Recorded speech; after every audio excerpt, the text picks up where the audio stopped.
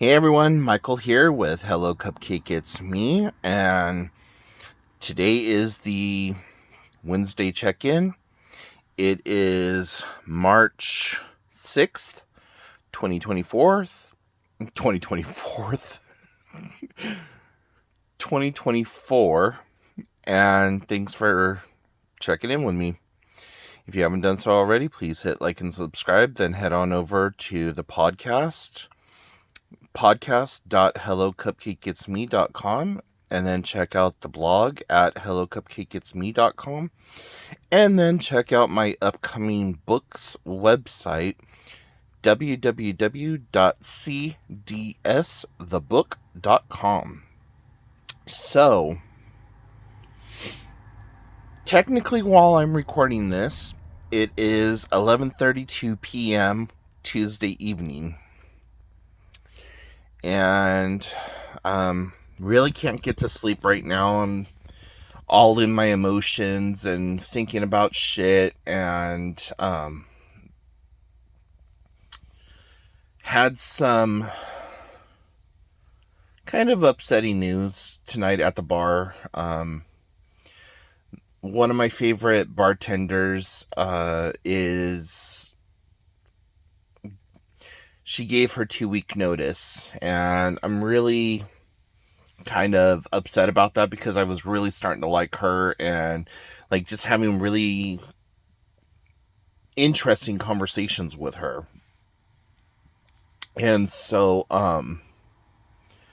it's kind of sad, but I understand why she's moving, and I bless her, and I'm thankful to whatever higher power there was that brought her into my life and that we were able to connect the way that we did. And I just hope that whatever the next step in her life is, that she's blessed. And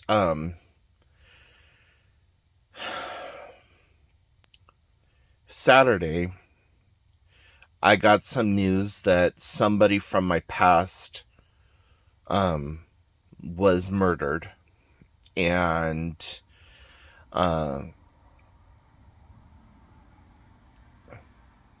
that kind of hit me a little harder than I thought it would. I mean, don't get me wrong. We were friends, but the way that we kind of our friendship fizzled out was just one of those I never wished ill on him. I never wished ill on him. I was just pissed off at some of the decisions that he was making at the time, and I'm a very outspoken person, so a lot of times if it comes to mind, it comes to mouth, and it was one of those situations where I asked him not to do something and he did it, and it set me over the edge. And I went to his house. I didn't even knock.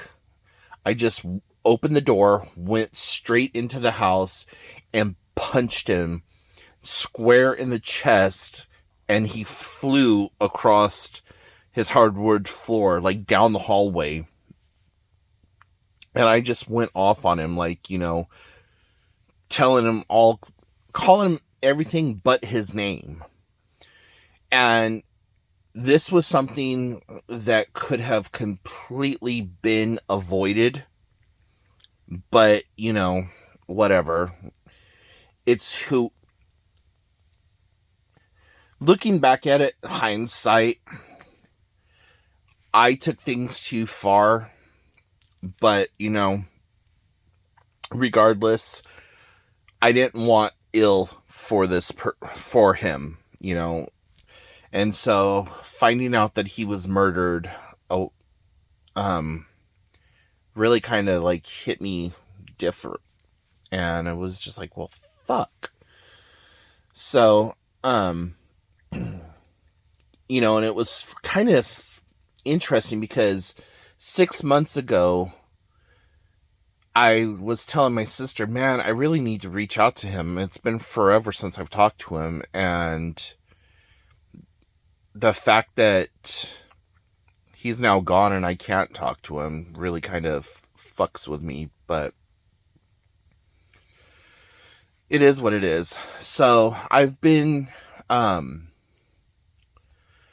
spending a lot of time just kind of like reflecting on life the last week or so, and being up, down, and in between with my emotions and everything that's just going on in life in general. Worrying about my personal finances, worrying about how the book is going to come across, if the book is going to be received well, dealing with my own like mental health issues, and then having absolutely no support and having like negativity thrown at me when I feel like there should be support, and trying to like voice my concern and voice my like need of that support, and feeling like that's just getting the silent treatment is really kind of messing with me right now also. And I tried to talk to my mom about it the other day, and she was mildly hopeful, but it's just one of those like,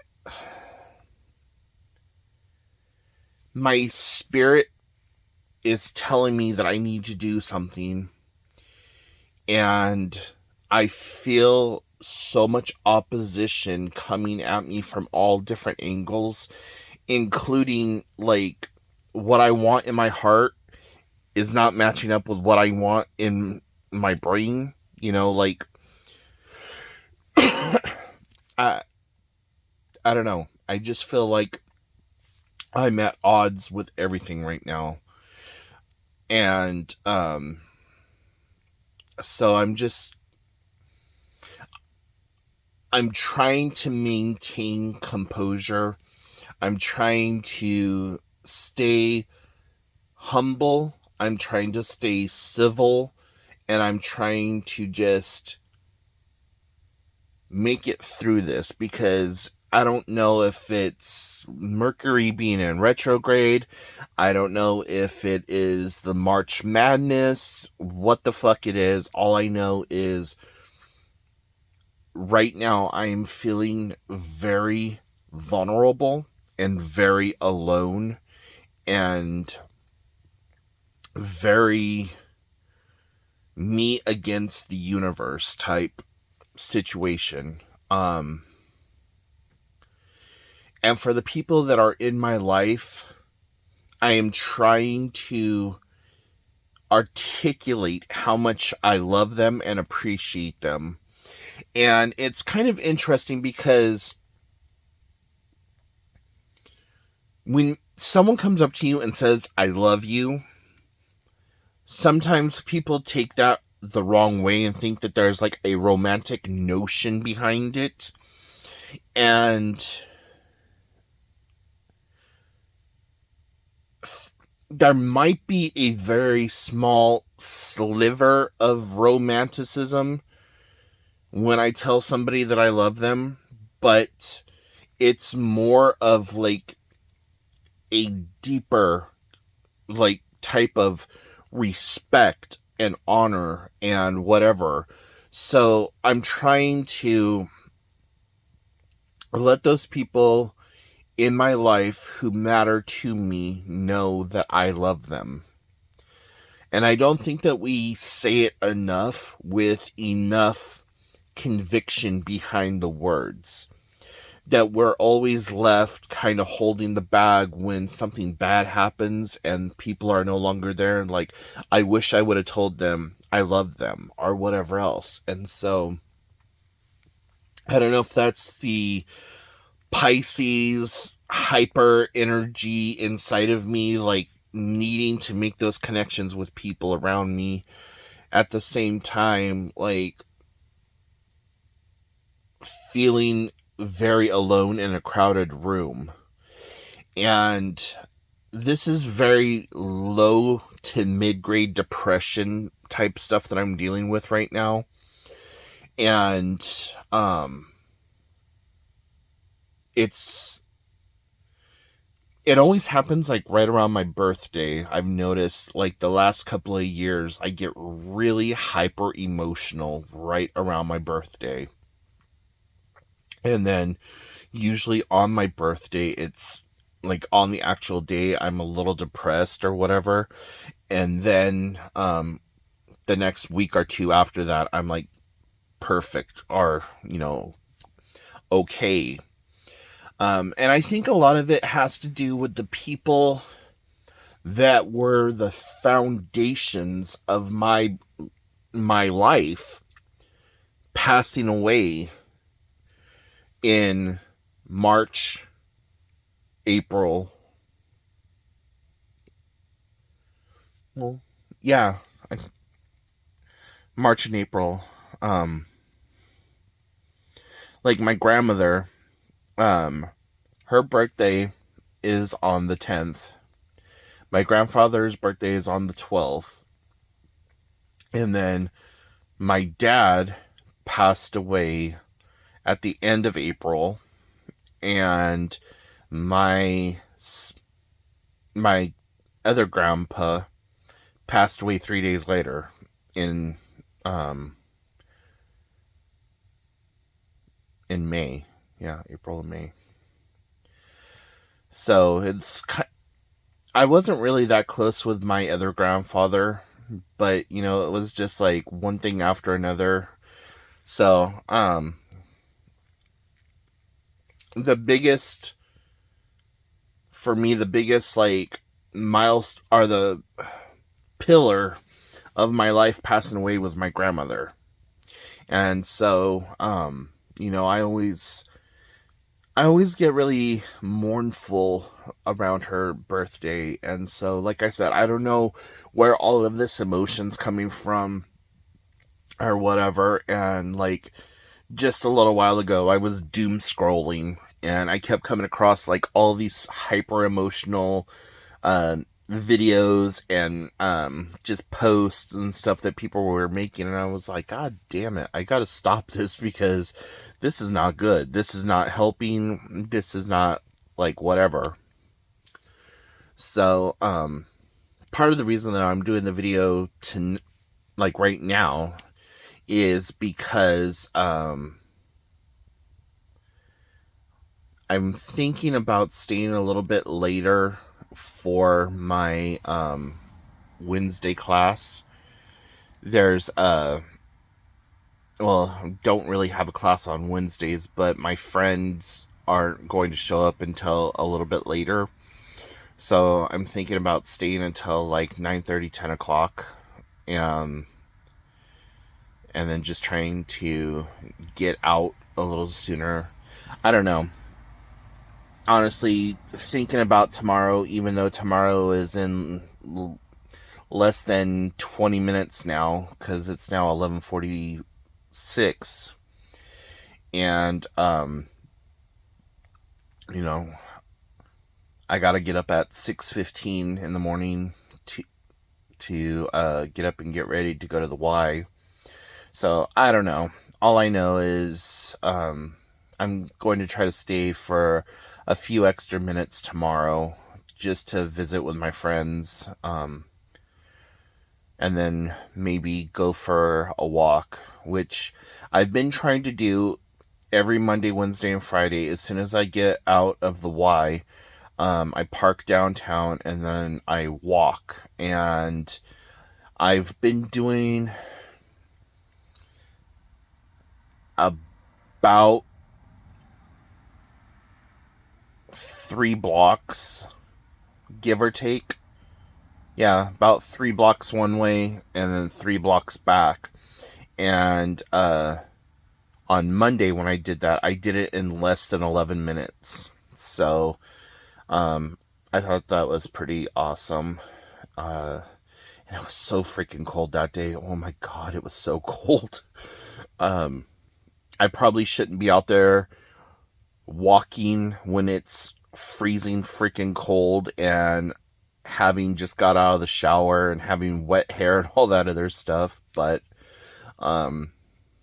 yeah, so I'm trying to get back into walking again, and I want to, as the weather starts to get better, I want to try to get back out on the trails and doing my 1 to 2 mile hikes again, because I really do miss that. I have a doctor's appointment on the 27th and then another one in April sometime or another. And I'm going to see if there's any kind of like medication that they can give me besides my tramadol and ibuprofen and Flexerol that might help to reduce the pain in my hips and in my lower back. Because, I have the degenerative disc disease thing happening so that's fun. But I notice, like, there's times where when I'm walking, like, my back hurts so goddamn bad, it's not even funny. And the only thing that I can think of between 2020 and now that is different is that when I was walking back then, I was using marijuana, like, pretty heavily and very frequently. And I was using a lot of topical, like, CBD lotions and oils and stuff like that. And right before I would start walking, I would take CBD ointments and, like, rub it into my lower back, rub my legs down with it, and wait for a few minutes, and then I would take off walking. And then once I got home, if it was too bad, like the pain or whatever, then I would take a quick puff or two off of my pipe and then go on about my day. Well, I've been clean and sober now for about 3 years. This October 4th will be 4 years that I haven't used marijuana in, like, the herb form. I have used CBD gummies, but I don't consider the CBD gummies the same as, like, actually consuming cannabis or smoking it or whatever else. And so, I mean, I'm not opposed to the idea of smoking. It's just, I don't want to. And it was becoming a huge problem for me, so I decided that I was going to detox and stop. And, people say you can't get addicted to it, and yes and no. Like, I was getting addicted to it because of the way that I was using it. I wasn't using it recreationally. I was using it as, like, an escape method and as a way to self-medicate versus, I'm just gonna, drink a beer and have some fun with my friends at a bonfire, and as the pipe comes around, just and then pass it on to the next person or whatever else. Like, but instead, I was in the midst of my depression and using it as a self-medicating drug versus just a therapeutic thing or whatever else. And like, I still have all my paraphernalia. Like, I have a brand new bong over on a bookshelf. I have a bong and like several pipes like over here on my nightstand, and I have like a box that has a bunch of pipes and paraphernalia in it, and I have a vape pen that has, well, I have 3 vape pens. One vape pen is over here on my nightstand, and that has stuff in it.